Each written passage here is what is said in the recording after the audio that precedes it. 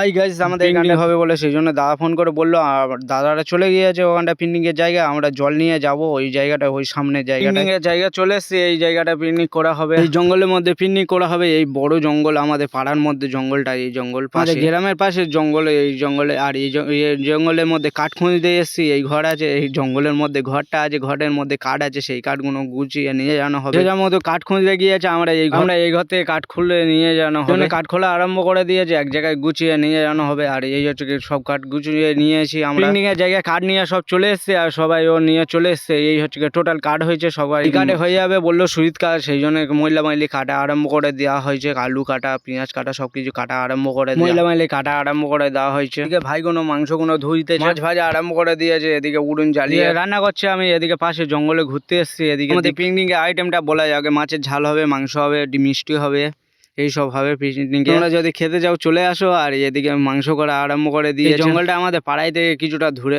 মানে আধা ঘন্টা দূরে।